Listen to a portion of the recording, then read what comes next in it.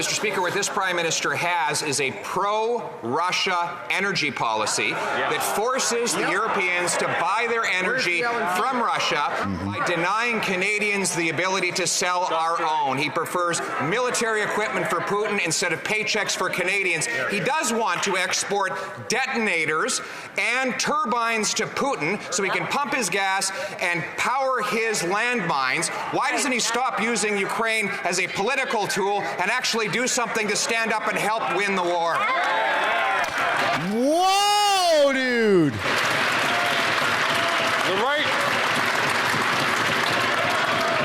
right honourable Prime Minister. The right honourable Prime Minister from the top, please. Volodymyr Zelensky came to this House and asked all of us to support Ukraine in its fight for freedom and its economic independence. Volodymyr Zelensky asked us to support a renegotiation and a renewal of the Canada-Ukraine free trade deal. In this House, everyone except Conservative MPs stood up to support Vladimir Zelensky.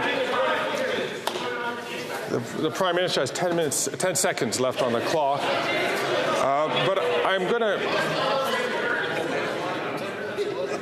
ask all members, I'm going to ask in particular the member from Dufferin-Caledon, please, to allow the answer to be heard so that, because it's not only important for all of us and for Canadians to hear that, but it's important for members, especially members who require translation. They can't hear over the heckling. So let us make sure that we have an opportunity to hear clearly the questions and the answers. The Honourable Prime Minister, 10 seconds left on the clock. Mr. Speaker, Ukrainian Canadians from across the prairies are begging their MPs to please stand up for Ukraine. Will they do that, Mr. Speaker, in the upcoming Ukraine free trade vote? Dude, the Conservatives support Ukraine more than the Liberals. What part of that isn't clear? Let me be extremely, very, very clear. Leader of the Opposition. Mr. Speaker, on this, like everything else, he is a fake and he is a phony. Let's go for the facts. He's a fake and he's a phony.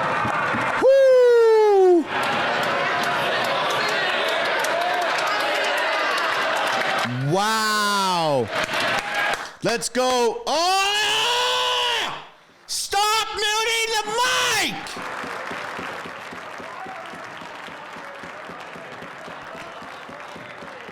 Fucking hell, man.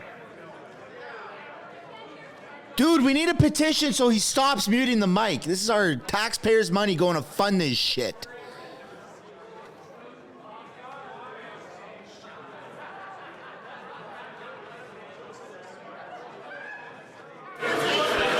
The Honourable Leader of the Opposition. What a load of crap. Well-experienced man in Parliament. I would caution him to avoid using language like that could cause disruption and shut the fuck up. The Honourable Member from the top, the Honourable Leader of the Opposition. His carbon tax deal does not distract from the fact that he announced $400 million in surface-to-air equipment that he has still not delivered. Right. What he did deliver is detonators to Putin so that Putin could put them in landmines and blow up Ukrainians. He delivered a turbine that was refurbished in Montreal so that Putin could put it in his pipelines and pump gas and make money off Europe that we should be bringing home to this country. Why is it that he always stands up for the dirty dictators like Putin instead of the paychecks for our people? There you go.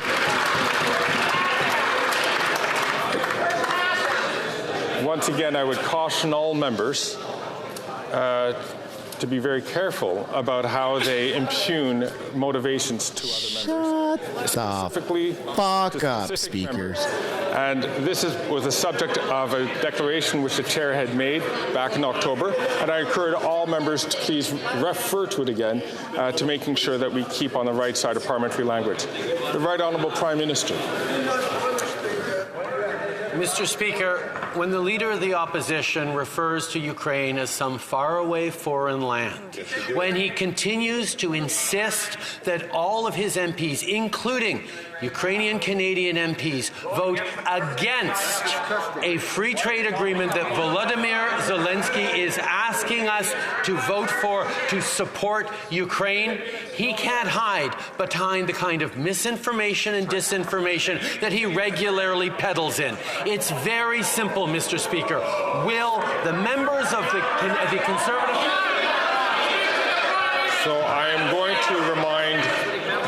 to remind all members again. I know it's Wednesday, and I know It's Wednesday, my dudes. What? I know that all members, but as I had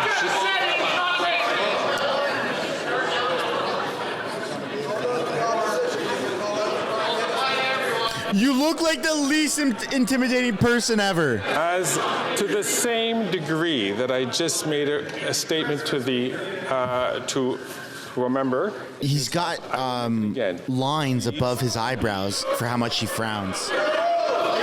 You could you could see it right there. I would invite all members to please listen to their whips for a second, and I will. Can you have them sit down when you're up? Thank you. It's important. I'm glad he didn't mute the mic this time. I invite all members, please, to be very careful about impugning motivations or associating members with governments that we do find in this House to be disreputable, if not odious. So I'm just looking for all of us to make sure that we stay on the right, that we all wait and do our turn. And I will ask the honourable member from South Shore St. Margaret's to please come and speak to me at the chair, and we'll have an opportunity to discuss this. The honourable Leader of the Opposition. Mr. Speaker, he could not point to a single thing that I said that was untrue, because it is all factual. It is a fact that we already have an excellent trade agreement with Ukraine, that it does not include a carbon tax, and that there is no need for a carbon tax to be in any free trade agreement. In fact, there never has been a need for a carbon tax in any other free trade agreement in the history. But while he remembered a carbon tax, he forgot to include in the deal a ban on him sending detonators and turbines over to Putin. Why is it that he's so determined to allow Putin to acquire weapons and money rather than having a real free trade deal with Ukraine? Wham bam, thank you, Sam. The right honourable Prime Minister. Mr. Speaker, the Leader of the Official Opposition has an opportunity to correct the record from him having called Ukraine a faraway foreign land by allowing his Ukrainian Canadian MPs, at a very least, to vote in favor of the renewal of the Canada-Ukraine Free Trade Agreement coming up for a vote in the coming days. It is an opportunity for those who choose to stand with Ukraine to stand with Ukraine in this House and be counted. Why is he muzzling his Ukrainian Canadian MPs? That's going to backfire in about 5 seconds. Mr. Speaker, we are 100% united in our support of Ukraine and in our opposition to the carbon tax. 100% united. This is what he does. He divides. He wants to distract from the fact that he doubled housing costs, caused 30 homeless encampments in Halifax, caused shootings to go up by 100%, drug overdoses up by 300%. It is no wonder that he would want to use fear and falsehoods to distract from his many failures, and that is exactly what he is doing. Why won't he finally unite this country instead of trying to divide and conquer? Let's go, everybody! The right honourable Prime Minister. Mr. Speaker, this House used to be united in its support of Ukraine and its support of Volodymyr Zelensky. And yet now we see. I'm going to please ask the Prime Minister to start up again. I'm going to ask all members, please, to listen to the response without interruption so that we can have an orderly House. Prime Minister from the top. Mr. Speaker, this House used to be united in its unequivocal support for Ukraine, and then The Leader of the Opposition disparagingly referred to Ukraine as a faraway foreign land, something for which he has not yet apologized, and has demanded that all his MPs, including Prairie MPs who have strong Ukrainian-Canadian populations, vote against a free trade deal that Volodymyr Zelensky has deliberately and directly asked Canadians to support. When will he stand up for Ukraine? Years, this Prime Minister is not worth the cost of housing, which has doubled since he promised to lower it. But there is good news. Rent is down for the 8th consecutive month. That's good. In the United States. Right. It has more than doubled under this. I can't believe I fell for that. % in the last year alone. Can the Prime Minister explain why is rent going down in the States while it skyrockets under his leadership here at home? I can't believe I just fell for that. I'd like to give the Leader of the Opposition another opportunity to apologize for referring to Ukraine as disparagingly as a faraway foreign land. That's all he has to say! The Honourable Leader of the Opposition. Speaker, the question was about rent in Canada.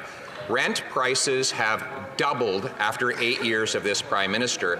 They have tripled in his home city of Montreal. And now, according to the Home Builders of Canada, they expect that construction numbers will actually plummet this year relative to the prior years. They say that this will lead to higher prices, and they say we require, quote, policy changes to reverse it.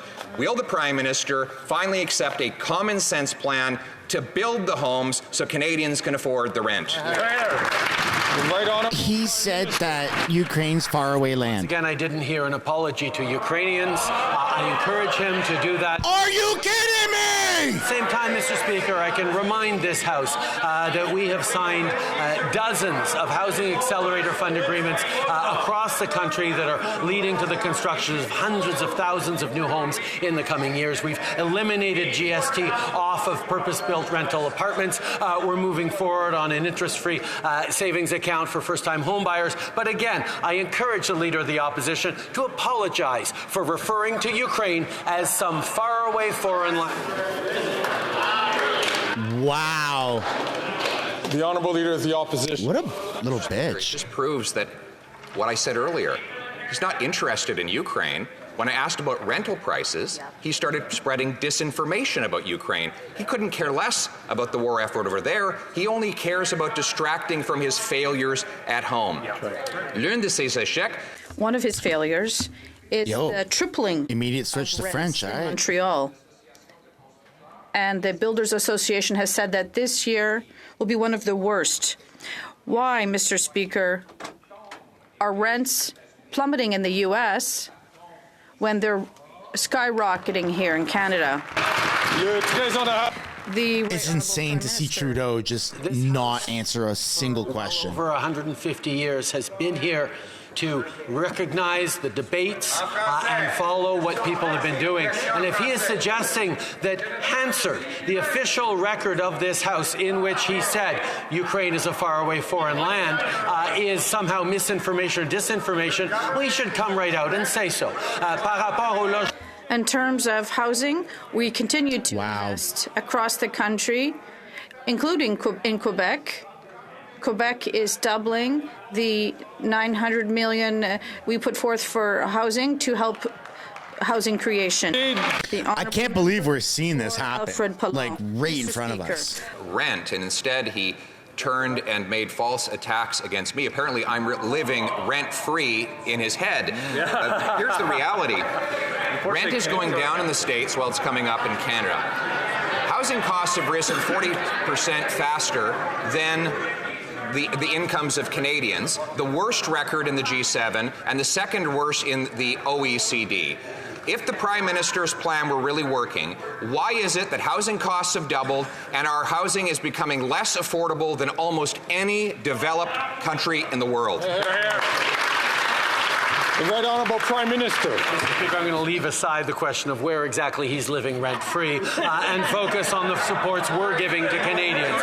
We are continuing to invest in meaningful ways in partnership with municipalities, municipalities, with unions and building trades, with provinces across the country to solve this housing crisis that Canadians are feeling so acutely. Whether it's cutting the GST from purpose-built rental, whether it's moving forward with a tax-free savings account for first-time homebuyers, whether it's putting $4 billion in the pockets of municipalities across the country to increase density, to cut red tape, we are taking action on housing.